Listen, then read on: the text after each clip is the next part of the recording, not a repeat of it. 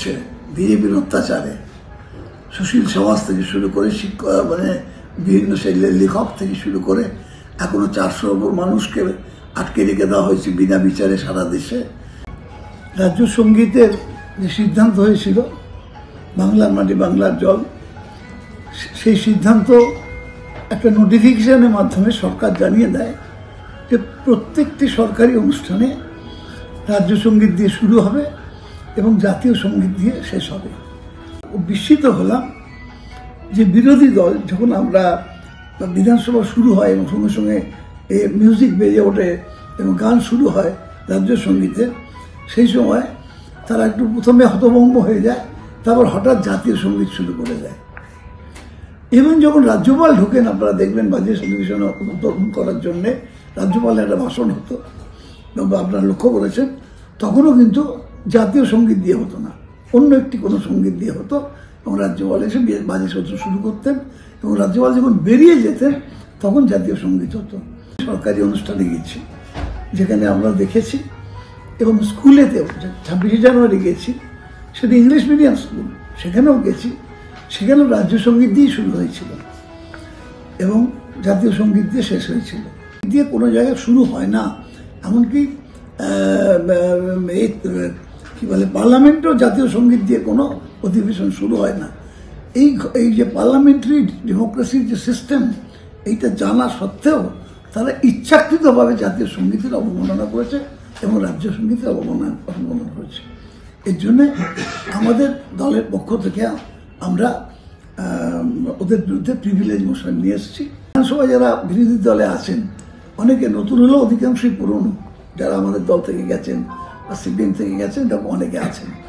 তারা এই ব্যাপারটা সম্পূর্ণ জেনেও এবং রাজ্য সরকারের এই সিদ্ধান্ত এই রাজ্যে সরকারি ক্ষেত্রে বলবৎ জেনেও তারা সেদিন আজকে গতকাল কিন্তু প্রকৃতপক্ষে জাতীয় সঙ্গীতের অবমাননা করেছেন। শুভেন্দু অধিকারী, অগ্নিমিত্রা পালের নাম আছে, 5-6 জনের নাম আছে আর কি। এই বিধায়িকা কথাটা গ্রাম মুখ্যমন্ত্রী সিদ্ধান্ত নিয়েছিলেন, তিনি তার শারীরিক কারণ আপনারা দেখেছেন যে সত্যি কাজ ছিল এবং গায়ে জ্বর ছিল, উনি প্রেস কনফারেন্সে যাবেন না, তিনি এখান থেকে প্রেস করবেন। প্রেসের বিরুদ্ধেও আমাকে বিশেষ ভালো করেননি এবং লক্ষ্য করেছেন আমরা ক্যাবিনেট পর্যন্ত প্রত্যেকটি সদস্য মুখে মাস্ক পরে ঢুকেছিলাম ভেতরে। আজকে সেটা বিধানসভা পেশ হয়েছে, সরকার স্পিকার বলেছেন বিধানসভায় যে আমি পেয়েছি এবং এটা পড়ার পর যদি আমি মনে করি প্রিভিলেজ মোশন আমার সঠিক হয়েছে বা তার বক্তব্য সঠিক যদি গ্রহণ করি, তাহলে আমি বিধানসভায় জানাবো, বলে তার উপর আলোচনা হবে, প্রিভিলেজ মোশন নিয়ে আলোচনা হবে। করছিলেন প্রথমে বললেন 5 মিনিট অপেক্ষা করছি, ওখানে জানালেন, তারপরে বললেন না আরো 15 মিনিট আমি অপেক্ষা করছি। কিন্তু একেবারে ইন্টেনশনালি তারা ওই প্রেস কনফারেন্স চালিয়ে যেতে থাকে। ফলে স্বাভাবিকভাবেই মুখ্যমন্ত্রীর যে প্রেস কনফারেন্স সেটা হ্যাম্পার্ড হয়। তখন যারা ওখানে অপারেট করছিল ইলেকট্রনিক এটা যে, তখন তারা প্রেস কনফারেন্স থেকে বিরোধী দলনেত্রীর প্রেস কনফারেন্স চলছিল সেটাকে অফ করে মুখ্যমন্ত্রীর প্রেস কনফারেন্সটা চালাতে শুরু করে। প্রেস কর্নারে একটা রেখেছিলেন যাতে করে সরাসরি প্রেসের লোকেরা ওখান থেকে তাদের বক্তব্য শুনতে পেয়ে যায়, মুখ্যমন্ত্রীর বক্তব্য।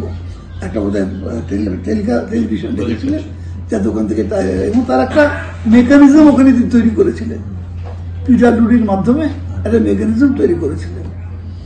এবারে আমাদের ক্যাবিনেট মিটিং শেষ হয়ে যাওয়ার পরে এবং বাজেট পাস হয়ে যাওয়ার পরে, যেটা বাজেট বেশ হয়েছে গতকাল, সেটা পাস হয়ে যাওয়ার পরে মুখ্যমন্ত্রী অপেক্ষা করছিলেন, তিনি খবর পান যে বিরোধী দলগুলোকে ঢুকে গেছেন ওখানে। হচ্ছে বিজেপির অত্যাচারে সুশীল সমাজ থেকে শুরু করে শিক্ষা বিভিন্ন শৈলের লেখক থেকে শুরু করে এখনো 400-র উপর মানুষকে আটকে রেখে দেওয়া হয়েছে বিনা বিচারে সারা দেশে। তারা মুখ্যমন্ত্রীকে বিধানসভার ভেতরে দাঁড়িয়ে চিৎকার করে চোর বলবেন, ইভেন নট ইন মাই অ্যাসেম্বলির বাইরেও, অ্যাসেম্বলি হাউসের বাইরেও তারা মুখ্যমন্ত্রী বাড়ি যাচ্ছেন যখন, তখন তাকে চোর বলে চিৎকার করছেন। তাতে কি তার বিরুদ্ধে কেউ তাকে মারেনি, তার দিকে কেউ ধেয়েও যায়নি। আমাদের যারা সরকারি কর্মচারী যারা দিয়ে পেয়েছে তারা স্লোগান দিতে দিতে মিছিল করছিল, অভাব করে তাই তার বাড়ির মধ্যে থাকা উচিত, বাড়ি থেকে বেরোনো উচিত।